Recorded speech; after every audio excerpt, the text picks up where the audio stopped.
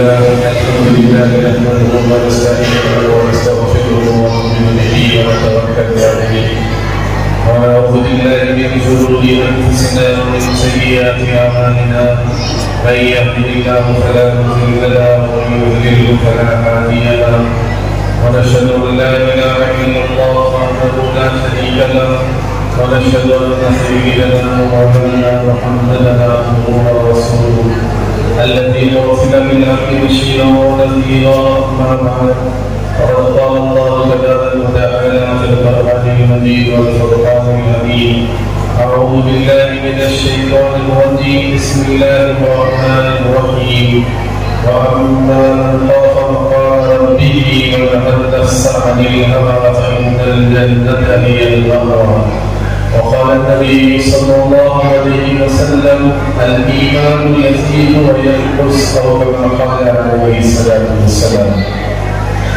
मेरे मोहतरम अजीज दोस्तों बुजुर्गों, अल्लाह रब्बुल इज्जत का बहुत ही बड़ा फजल और करम, अल्लाह रब्बुल इज्जत ने हम तमाम को हुजूर पाक सल्लल्लाहु अलैहि वसल्लम की उम्मत में पैदा फरमाया और अल्लाह तबारक व तआला का मज़ीद एहसान और उसका करम, अल्लाह तबारक व तआला ने हम तमाम को फितरत इस्लाम पर पैदा किया, उस पर बाकी रखा।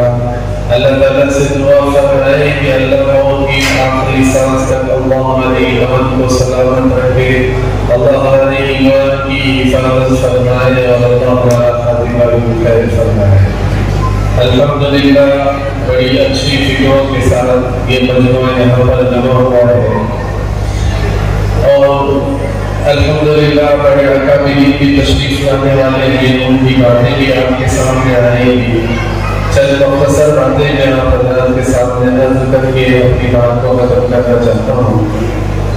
आज के इस फितन के ज़माने में हम अपनी जिंदगियों को गुजारना कैसे है, अब अच्छी तरीके से वो वाकिफ है कि जो ज़माना गुजर रहा है वो फितन का ज़माना है और ऐसे फितनों का ज़माना है कि आदमी को अपने ईमान को बचाकर चलना बड़ा मुश्किल है। हुज़ूर पाक सल्लल्लाहु अलैहि वसल्लम ने इरशाद फरमाया कि एक ज़माना में ये उम्मत पर ऐसा आएगा कि सिर्फ आदमी कहेंगे मुसलमान, सब लोग जानते हैं कि मुसलमान है मगर इस्लाम की जिंदगी में नहीं रहेगा।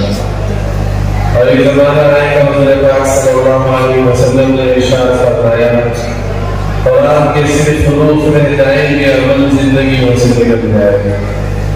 हुज़ूर पाक सल्लल्लाहु अलैहि वसल्लम ने फरमाया मसाजिदुहु आमिरतुन व यक़रारुन मिनल हुदा, मस्जिदें तो बड़ी शानदार होगी मगर नमाज़ी उसे मस्जिदें ईमान होगी। ये फिक्र का एक ज़माना है, इस फिक्र के ज़माने में ईमान हमारा सलामत रहे, ईमान की हिफाजत रहे, अपने ईमान को बचाना, अपने ईमान की हिफाजत करना ये हमारे लिए बहुत जरूरी है। एक बात समझ लीजिए कि दुनिया की जिंदगी गुजर जाएगी और ये जिंदगी आने वाली है वो आखिरत की जिंदगी है और वो जिंदगी हमेशा हमेशा की जिंदगी है, कभी खत्म होने वाली जिंदगी नहीं है। मैं चंद मिसाल से आपके सामने कुछ बात करना चाहता हूँ क्योंकि सारे नौजवान बैठे हुए हैं और बहुत सारी बातें इंशाअल्लाह उलमाए किराम आपके सामने बयान करेंगे, मगर चंद चीजें मैं आपके सामने अर्ज करना चाहता हूँ कि दुनिया में 3 किस्म के लोग जी रहे हैं। दुनिया में 3 किस्म के लोग जी रहे हैं। एक किस्म के वो लोग हैं जिनका मिजाज जानवरों जैसा है, यानी उनकी जिंदगी ऐसी जिंदगी है जैसे जानवर जिंदगी गुजार रहा है। दुनिया में ऐसे आपको लाखों मिल जाएंगे जिनको दीन से कोई वाबस्ता नहीं है और न उनके सामने आखिरत, न उनके सामने कब्र, न उनके सामने पुल सिरात, न उनके सामने जहन्नम, कोई चीज उनके सामने मौजूद नहीं है। उम्मत का एक बहुत बड़ा तबका बिलखुसूस नौजवान अपनी जिंदगी को ऐसे गुजार रहे हैं जैसे एक जानवर जिंदगी गुजारता है। अब वो जानवर को क्या पता है कि हलाल क्या है, हराम क्या है। उस जानवर को क्या पता है कि जायज क्या है, नाजायज क्या है। उस जानवर को क्या पता है आखिरत, खबर, सवाल जवाब, हिसाब और किताब, जहन्नम जन्नत। उस जानवर को कुछ नहीं है। और जो जमीन पर चलने वाला जानवर है, कल आखिरत में अल्लाह उसको मिट्टी बनाएगा, मगर इंसान को मिट्टी नहीं बनाया जाएगा, बल्कि इंसान को अपनी जिंदगी का हिसाब देना पड़ेगा। और अल्लाह तआला ने इंसान को जो बनाया वो कसम खाई अल्लाह ने, और इन चार चीजों की अल्लाह ने कसम उठाई। और कसम उठाकर अल्लाह तआला ने बयान फरमाया कि लक़द ख़लक़नल इंसान फ़ी अहसनि तक़वीम, कि मैंने इंसान को बेहतरीन अंदाज से पैदा किया। और अल्लाह तआला ने बताया पूरी मखलूक में से हम सबको अशरफ बनाया, बेहतरीन बनाया। और ये सारा निज़ाम दुनिया का अल्लाह ने इस इंसानियत के लिए अल्लाह ने सजाया। और फिर अल्लाह तआला ने समझाने के लिए नबियों को भेजा, और समझाने के लिए अल्लाह ने किताबें उतारी। मैं मेरी बात जरा और से सुने, तो उसकी की बात भी मैं आपके सामने अर्ज करना चाहता हूँ। एक तो अल्लाह ताला ने नबियों को भी भेजा, एक अल्लाह ने कुरान को भी उतारा। अपनी कौम को समझाने के लिए नबी की एक जिंदगी, कौम को समझाने के लिए नबी की जिंदगी, और ऐसे नबी को अल्लाह भेजता जो मासूम, और ऐसे नबी को अल्लाह दुनिया में भेजता जिनकी तरबियत याफ्ता। और कोई आदमी उस नबी अलैहिस्सलाम की जात पर उंगली नहीं उठा सकता।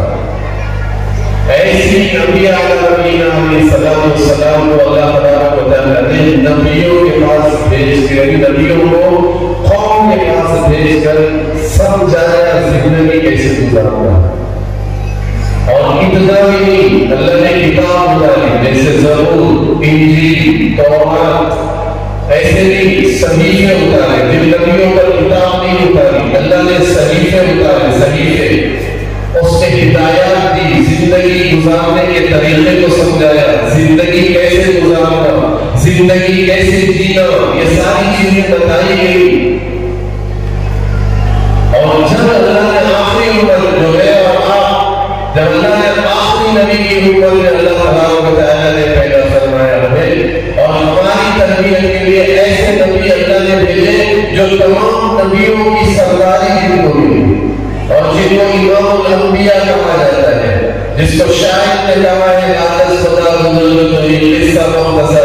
अल्लाह के बाद अगर किसी का मुकाम है तो जनाब मोहम्मद रसूलुल्लाह सल्लल्लाहु अलैहि वसल्लम का मुकाम है।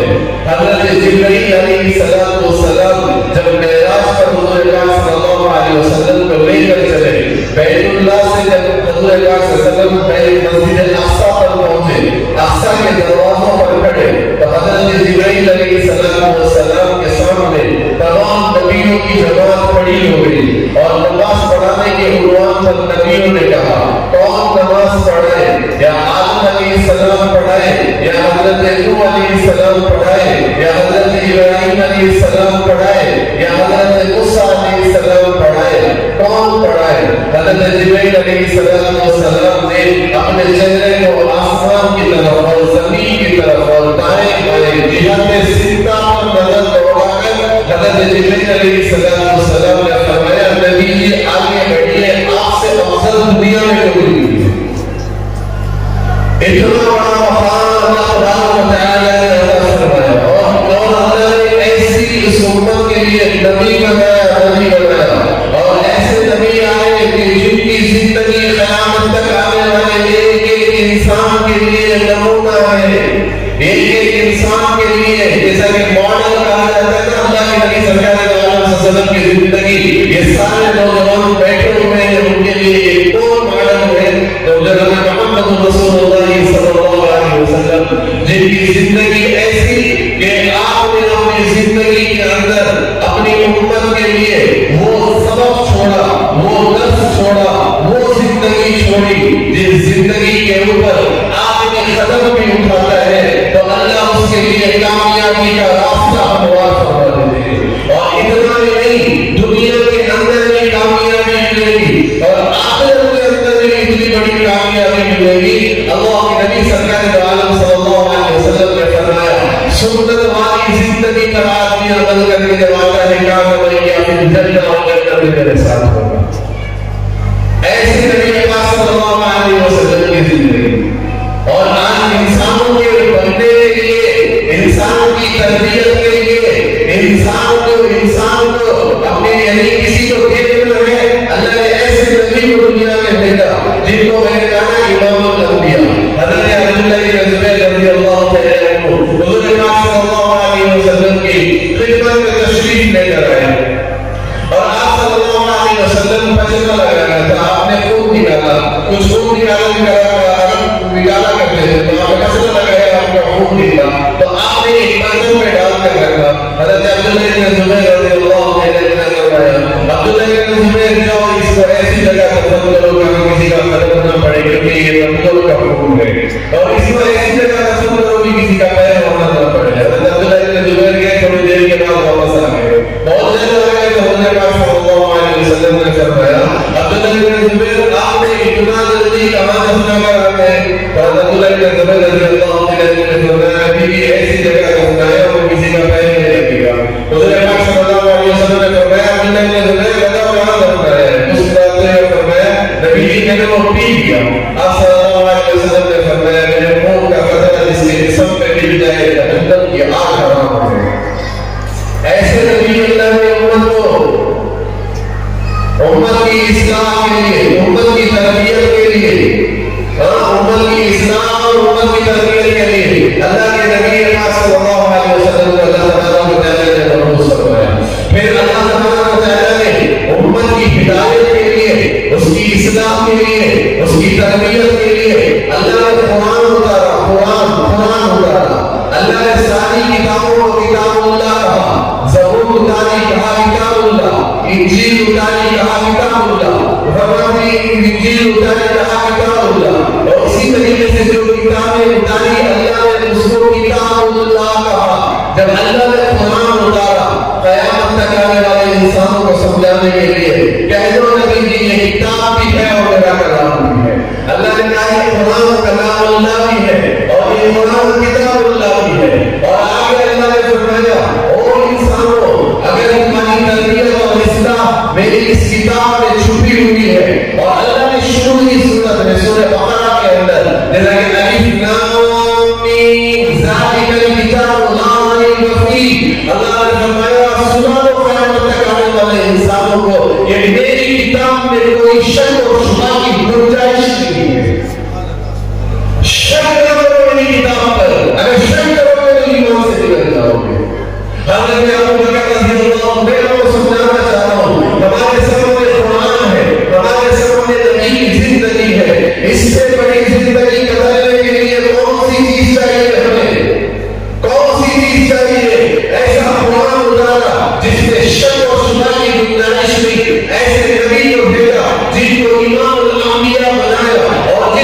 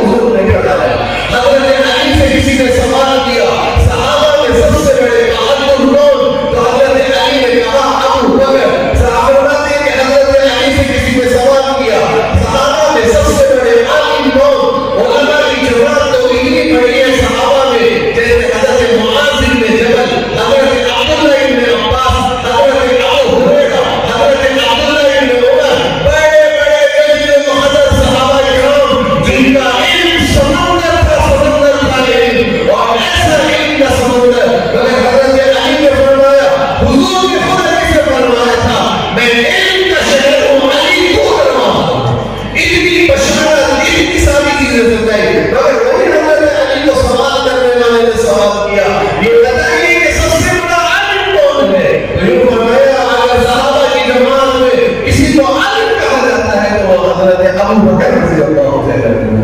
क्यों? दलील में उन्होंने जवाब दिया, हुजूर पाक सल्लल्लाहु अलैहि वसल्लम की हयात पर जिस मुसल्ले पर हुजूर करते उसका हज़रत अबू बकर। हुजूर ने भी अहले इल्म में आपको खड़ा नहीं हो रहा, उनके खड़े नहीं हो रहे थे, तो हज़रत अली से फरमाया अली जाओ, सहाबा से कहो अबू बकर के पीछे नमाज पढ़े। ये हज़रत अबू बकर रज़ियल्लाहु अन्हु फरमाते मुझे 12 साल लगे सूरह बकरा को समझने में। बताओगे कि बेटा अल्लाह का कलाम आज तो हमारे हाथों में बोलना था, आज क्या है हमारे हाथों में? हुजूर की जिंदगी हमारे सर के बाल से लेकर पैर के नाखून तक नजर आती है। आज कौन सी सुन्नत हमारी जिंदगियों में नजर आ रही है? जिस चीज को लेना था, अब जिसमें इज्जत अल्लाह ने रखी, जिसमें अल्लाह ने शान रखी, जिसमें अल्लाह ने मुकाम रखा, उस चीज को हमने छोड़ दिया। आज मैं और आप कहाँ बैठे हुए हैं? यहूदियों की कौम में बैठे हुए हैं। अरे आप कहाँ बैठे हुए हैं? ईसाइयों की कौम में बैठे हुए हैं।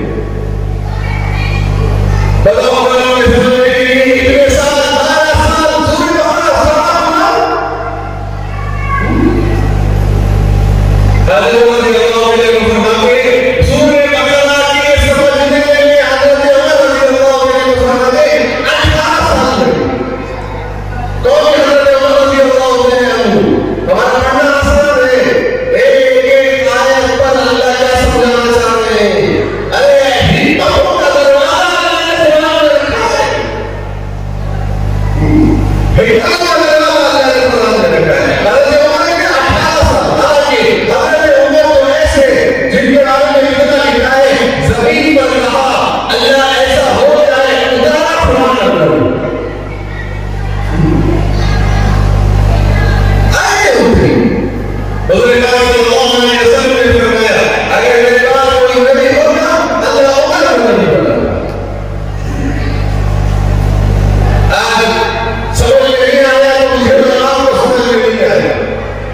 अगर समझ जाते तो इन बयानात की जरूरत न होती, यहाँ बिठा कर समझाना ना पड़ता।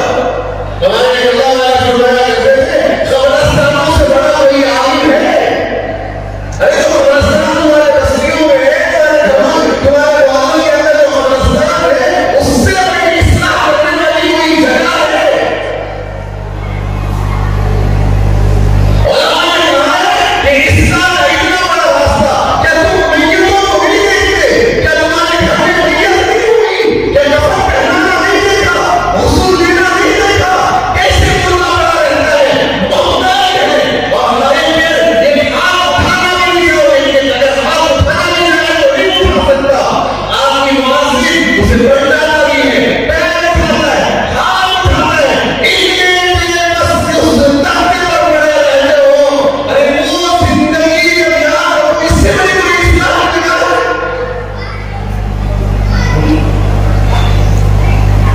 इससे बड़ी कोई इस्लामी जगह है? मेरी सारे मेरे जितने वीडियो में आने वाले तो आएंगे, आप थोड़ा सा देखकर मैं मुख्तसर बात कर रहा हूँ। इंशाअल्लाह आपके बात आपकी तफसील से आएगी। मैं मुख्तसर समझाना मैं चाह रहा हूँ जरा ये मजमा कुछ लेकर जाए यहाँ से, सिर्फ सुनने के लिए जा रहे हो बैठे कुछ लेकर यहाँ से जाए। बोलो कब्रिस्तान से बड़ी कोई इस्लाम की जगह है? एक मजमा आपने हारून जी रहमतुल्लाह के टाइम डाले, एक अल्लाह वालों के पास पहुंचे, कहने लगे हज़रत कुछ नसीहत करो, कुछ नसीहत की बातें हमें सुन लो। तो हज़रत वाला ने फरमाया क्या मैं नसीहत करूं बादशाह आपको? कभी आप कब्रिस्तान में हो, कोई है आपके वहाँ? हाँ, मेरे बाप है, मेरी माँ है, मेरे भाई है, मेरे रिश्तेदार है। कितनी बार गए हो? बार बार गए हो। फिर दूसरे को नसीहत, मेरी मर्तबा कब्रिस्तान में है, फिर दूसरे को नसीहत। अल्लाह का डर उम्मत में खौफ निकल गया, अल्लाह का डर निकल गया। उसी कब्रिस्तान में उम्मत के नौजवान गांजा मारते हैं, उसी कब्रिस्तान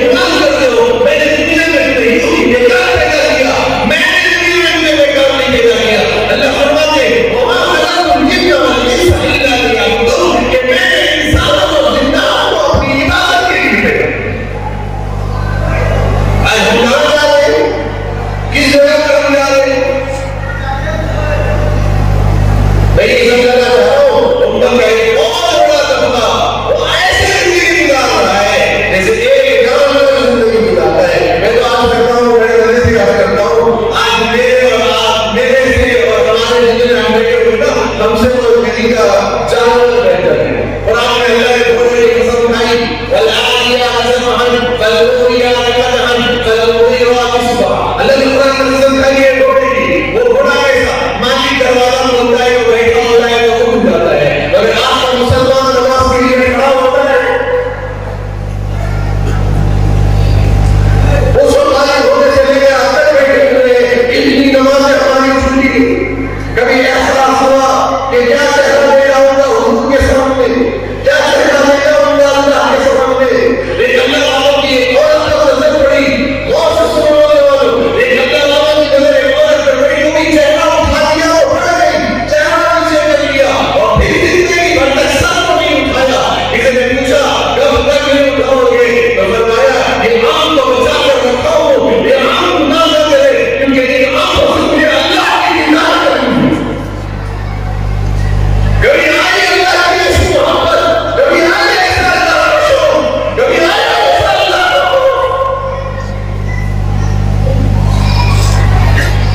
जानवर मालिक बना होता है, बैठ गया जानवर बना होता है, शायद मेरे मालिक को मेरी जरूरत है, मेरे मालिक को मेरी जरूरत है। आज क्या हो रहा है हमारी जिंदगी में? कोई इंसान अल्लाह ने बनाया और हमारी कभी की उम्मत ने बनाया, क्या सिखा दिया हमने? आज नाराज ना हो जाओ, हमारे गुनाह ऐसे हो गए कि मेरे नबी सल्लल्लाहु अलैहि वसल्लम के अक्सर में किसी ने जाती किया है, हमारे गुनाहों ने जाती किया आपने भी को। अल्लाह के नबी सल्लल्लाहु अलैहि वसल्लम के दिल को अगर जाती किया है तो हमारे गुनाहों से उनके दिल को जाती किया है।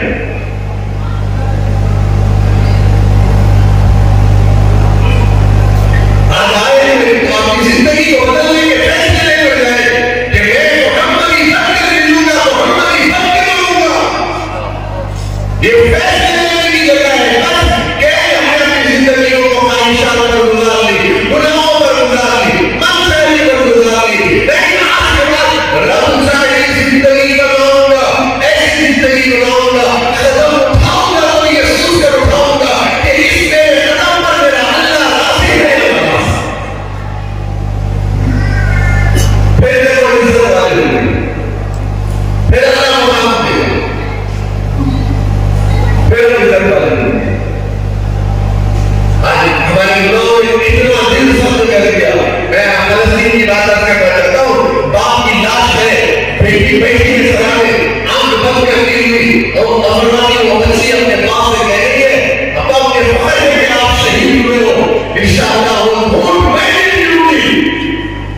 कहां चले गए हमारे जज्बे? अचानक बेकारी में फिरना, बुरी सोहबतों में बैठना, नशे की चीजों के आगे में जाना। सोचो आज हमारा ये हाल, उम्मत का एक बड़ा तबका आज दुनिया में ऐसी जिंदगी गुजार रहा है जैसे एक जानवर जिंदगी गुजार रहा है, बल्कि जानवर से भी बड़ी जिंदगी गुजार रहा है। उसे तो बेचारे को हलाल की तमीज दी है, कुरान वाज़ेह किताब है, नबी की जिंदगी वाज़ेह है, जानने के बावजूद फिर भी हराम कर रहा है, फिर भी नाजायज काम कर रहा है, फिर भी अल्लाह के हुक्म को तोड़ रहा है, फिर भी नबी के तरीके को छोड़ रहा है। बताओ वो जानवर से बदतर है या नहीं? जानवर से बदतर है या नहीं? अच्छा, दूसरा तबका ऐसा है उम्मत के अंदर जिसका मिजाज ये मिजाज जानवर वाला, मुख्तसर सुना रहा हूं मैं, इंशाअल्लाह तफसील के बाद आपके सामने आएंगे मौलाना जी, मगर मुख्तसर आपके सामने रख रहा हूं। एक मिजाज वो है जिसको कहा जाता है शैतान वाला मिजाज। क्या मिजाज शैतान वाला? खून खराब, दूसरों को दिखाना, खुश आदमी है दूसरों को दे जाए, खुद नशा कर रहा है दूसरों को ले जाए। अच्छा हालात कैसे हैं?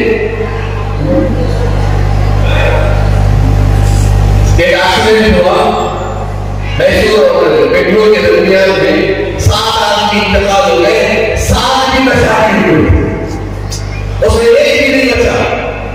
जनाब उठे तो इस्लाम में उठे होंगे,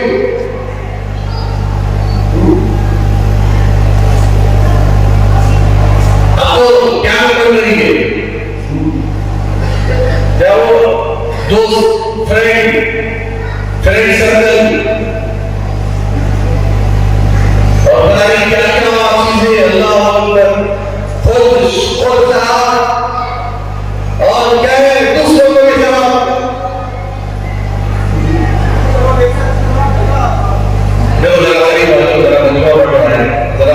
जरा समझा क्या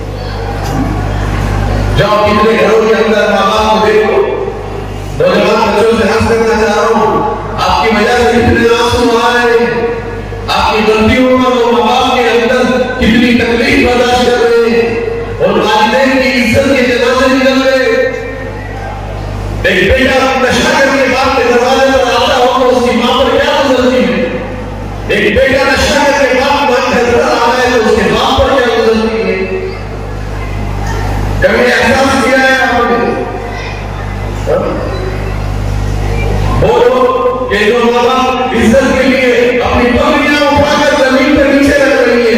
अरे आज वो दिन लाने के लिए आपको पैदा किया था तुम्हारे माँ बाप ने। अरे कभी खुशी के बोल अपने माँ से बोले आप, अपने माँ से कभी खुशी के बोल बोले आप, एहसास बदल गया, एहसास बदल गया।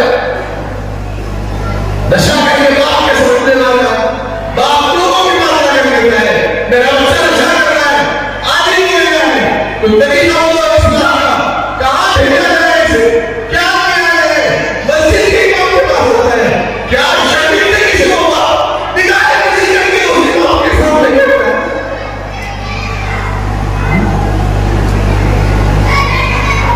वो लोग सुनते नहीं, कुछ एहसास नहीं है, उनकी इज्जतों का ख्याल नहीं है, उनकी इज्जतों का ख्याल नहीं है। जब आप पैदा हुए ना माटी पेट में थे ना, फलानी ये हड्डी टूट जाती है तो कितना दर्द होता है, ऐसे जिस्म की हड्डियां पूरी टूट जाने पर जैसा इंसान बढ़ता है, आपके पेट में होने पर अपनी मां बढ़ाती थी।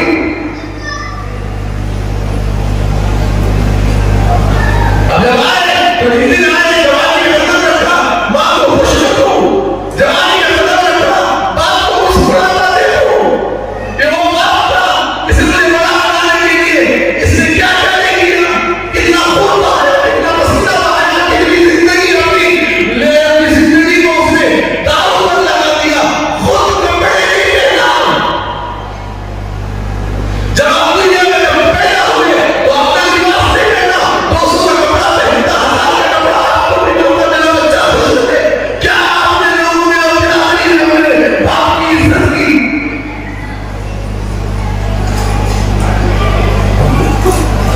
जाओ जाकर पूछो, जो दरबारी में बाप होता है, जिसका क्या किया जाता है कि जब मेरे से औलाद ना होगी, ऐसी औलाद ना होगी,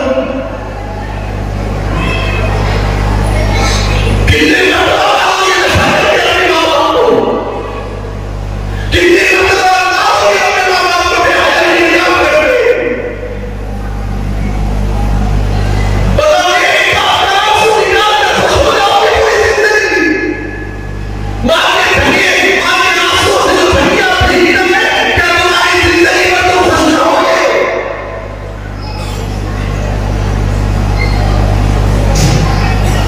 सोच रहे हो कि दुनिया में वो आपने अपने माँ बाप को क्या दिया, बड़े हुए दहलीज में कदम रखा, उनकी इज्जत के जनाजे निकाले, क्या सोच कर पाता था? आज भी याद है, मेडिकल जाता था कि मेडिकल के अंदर रेकॉर्ड में कहा 1800 खून का इंजेक्शन बच्चे को देना जरूरी है, तो वो औरत जो है उसके पास पैसा नहीं था, बिल भरने का पैसा नहीं था, बेचारी जहर को छुपाकर ऑटो में बैठकर बादल की मस्जिद के पास आकर अपने बेटे को छुपाकर हाथ फैलाकर अपने बेटे के लिए भीख मांग रही है, ये आवाज कर के मेरा बच्चा उससे वाला हो गया।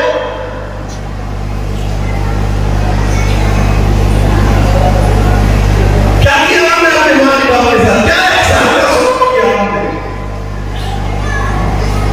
आज इस जितना दोस्त से मुस्कुरा के बात करते हो, अपनी माँ से नहीं बात करते, अपने बाप से बात नहीं करते। बताओ गुलाम की जिंदगी में खुशी मिलेगी? चाहिए तो खाने बाप को हंसता नहीं, चाहिए तो खाने माँ को हंसता नहीं। एक बंदा नशा करने वाला माँ बाप को कितनी मर्तबा मौत होगी, बेहयाई के काम करने वाला कितनी मर्तबा मौत होगी। जाओ जाकर पूछो इनकी माँ नहीं, जाओ इनसे जाकर पूछो इनका बाप नहीं, कैसे बेसहारा, सर में हाथ फेरने वाला कोई नहीं, आज बाप है तुम्हारे सर में हाथ फेर रहा है, लेकिन जिस बाप नहीं होगा तो कोई दुनिया में रहेगा, राह में चले होंगे, शमानत का हाथ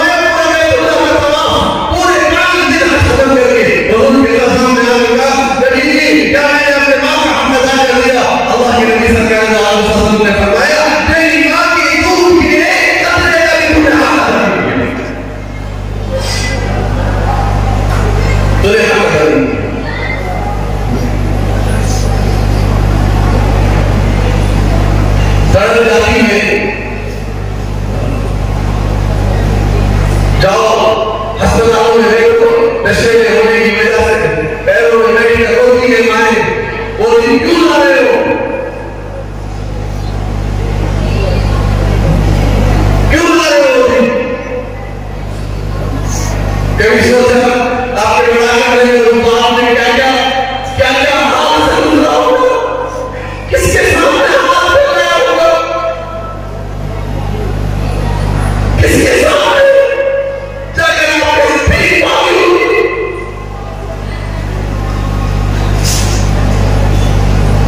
एक समय में गया हमारे मुल्क के अंदर केसलों में बच्चों को सुना रहा हूँ सलाम एरिया के अंदर ईद के दिन गया, ईद का दिन सुनाई है, शाम रात हुई है, लोग कपड़े लेने बाजार जा रहे हैं, उससे तनख्वाह नहीं मिली, उसे काम के पैसे नहीं मिले, सुबह से शाम तक गया, पैसे नहीं मिले, वापस घर में आया, घर में आकर बीवी बच्चों को लेकर बैठ गया और बैठ कर कहा ये बच्चों को मैं कपड़े नहीं ला सकता, मैं अभी तो वैसे तो नहीं दे सकता, सीधे गया एक दवाई की पी लिया, सो गए, बाद में पता लगा दरवाजा तोड़ के ले गए मेडिकल में जाते, पूछा क्या वजह है?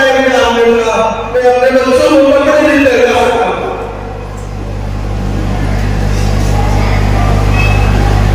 ऐसे नौजवान बनो, मिसाल नौजवान, क्या नाम को बिठा दो, बाप को खतना दे दो,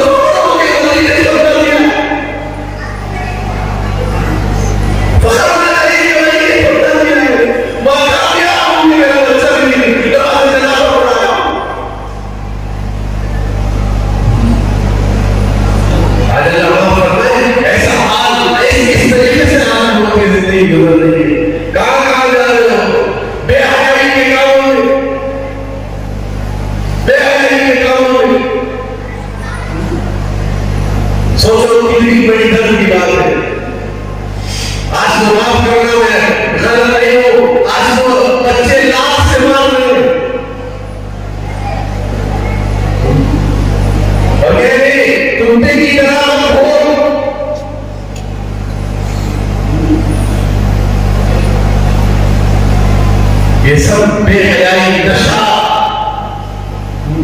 मोबाइल में जितना नाम दे रहे हो बाप के कदमों में बैठो, जितना मोबाइल में नाम दे रहे हो बाप के कदमों में बैठो,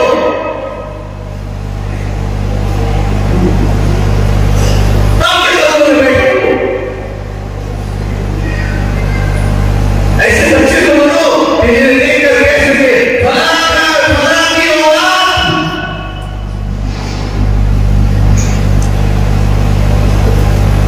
मालिक मीनार रहमतुल्लाह ताला हज पर गए, मालिक मीनार रहमतुल्लाह ताला हज पर गए, इंतजाम होकर फरमाते हैं मालिक मीनार रहमतुल्लाह ने सोए तो ख्वाब में देखा किसी बात करने वाले ने बात करते 4 लाख आदमी हज पर आए हैं, एक आदमी का हज कबूल, एक सही एक आदमी का हज कबूल नहीं, सबका कबूल हो गया एक कभी देखा इन्होंने था तो डर गए, क्या कहें चलो हम लोग थोड़ा सा बनाओगे के अल्लाह से माफी मांगे, उम्रा किया, फिर उसके बाद तवाफ किया, पूरा दिन इबादत में गुजारे, रात हुई तो फिर सोए, तो कहा मालिक तुम्हारा हज कबूल, मगर एक बंदे का ही कौन, कहा सबसे पहले बैतुल्लाह में आएगा, ज़बान पे उसके लब्बैक अल्लाहुम्मा लब्बैक, लब्बैक अदा शरीका लक लब्बैक, ये पढ़ते हुए वहां दाखिल होगा, फरमाते हैं कि नौजवान होगा और ये उठ जान गए और खड़े हो गए दारुस्सलाम के दरवाजे के सामने, वो बंदा आया नौजवान, हाथ पकड़ लिया, कहा बेटा, फरमाते हैं क्या बात है,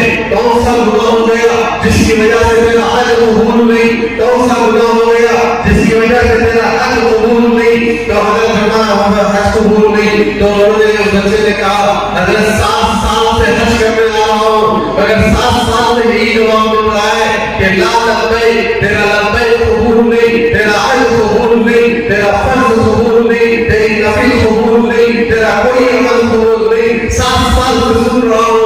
गवर्नर मालिक बिन दिनार ने फरमानी बिन दिनार ने कहा बेटा क्या गलती हो गई जिसकी वजह से तुझे इतना कहा है, तुझे तेरा हज कबूल नहीं है, तो उसने कहा ये राज है, पूछो मत, कहा बेटा तलाशी तो है, तौबा तो है, बता तो सही क्या गलती, हाथ पकड़ा था, तो उसने कहा मेरे से बहुत बड़ी गलती हो गई, गुस्से के हाल में घर आया, माँ बैठी थी, थोड़ा माँ ने गुस्सा किया, इतनी देर कहाँ चले गए, थोड़ा बातचीत बढ़ गई,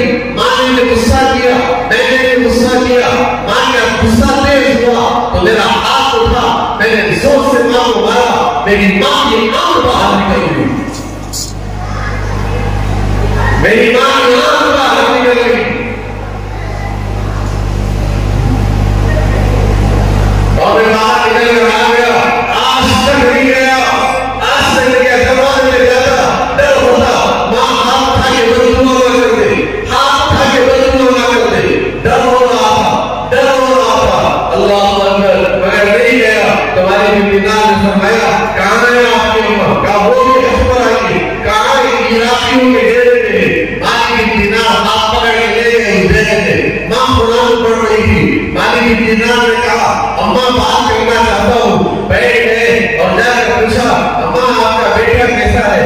फरमाया आपने माफ कर दिया।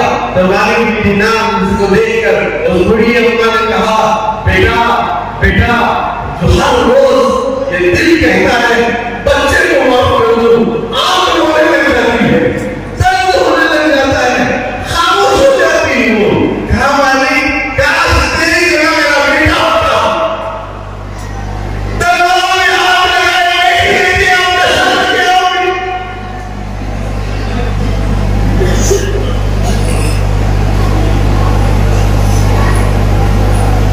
रानी बिजनेस ने फरमाया, अम्मा आपका बेटा आया है, दादाजी ने कपड़ा हिलाया, वो बच्चे दौड़ते हुए आके गाने खाने में पड़ गए।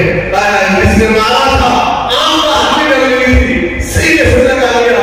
दुनिया कोई आपको सीने से नहीं लगाएगी, जो एक बाप सीने से लगाएगा, एक बाप सीने से लगाएगी, कोई दुनिया वाला सीने से नहीं लगाएगा आपको,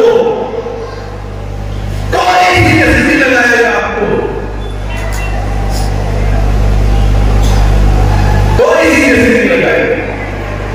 सीने से लगा कर कहा, अम्मा मुझे माफ कर दे, बेटा मुझे माफ कर दिया। आवाज देने वाले ने आवाज दी, सुन लो 7 साल का सुकून, सारे सुकून।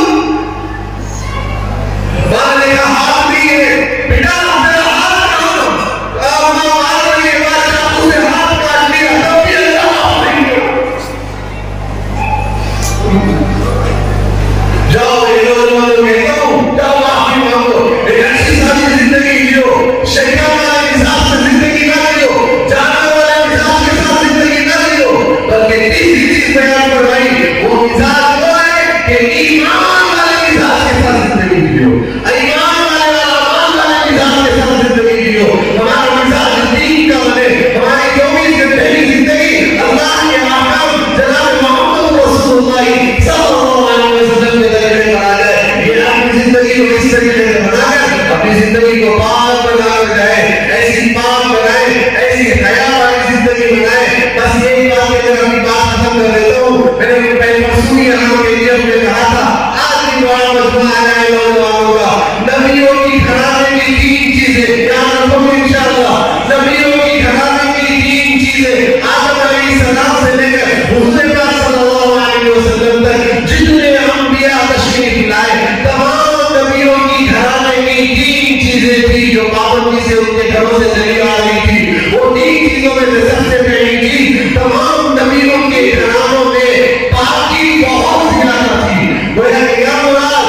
साहब फरमाते हैं तहारत, तहारत, पाकी।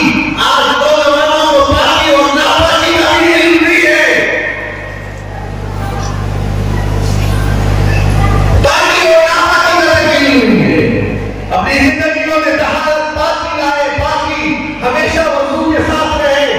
देखो वजू के साथ रहे, ऐसा नहीं है सिगरेट मारना और नागान में मारना, शराब का पीना, नशे की आदत लगा लेना, ये मजा की जिंदगी नहीं है। वजू के साथ रहो, शैतान के वसवसों से महफूज। फरमाते हैं कि मेरी बुराई बुरी चीजों से महफूज, गंदी चीजों से महफूज। मोमिन का अगर हथियार है तो वो वजू है। वजू के साथ हमेशा रहो। ये सारे नौजवान अपनी जिंदगियों में पाबंदी से लाओ कि हम अपने वजू के साथ रहेंगे। ये नबियों की घराने की चीजें। दूसरी बात बयान कर रही, जैसे पाकी, ये नबियों की घराने की चीज, सादगी की जिंदगी, सादगी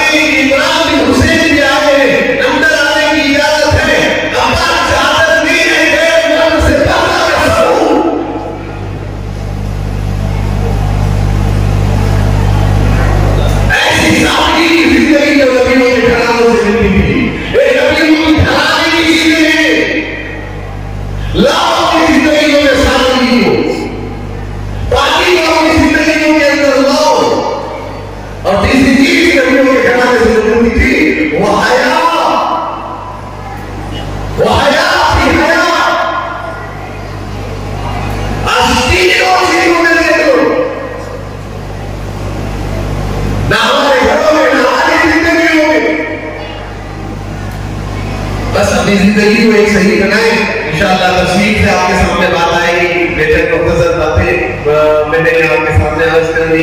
अल्लाह ताला से दुआ फरमाए जितनी बातें कही गई सुनी गई अल्लाह ताला ये बातों को अमल करने की तौफीक अता फरमाए, क्योंकि मेरा सफर भी है और कुछ राहों को शोरी भी है, इसलिए मैंने अपनी बात खत्म करी। इंशाअल्लाह और हज़रात आए उनकी बातें आपके सामने आएगी। अल्लाह ताला से दुआ फरमाए जितनी बातें कही गई सुनी गई अल्लाह इन बातों को अपने अमल कीजिए। मैं हूँ सैयद मुनीर सुन मेरे रब ये दुआ, मैं हूँ सैयद मुनीर।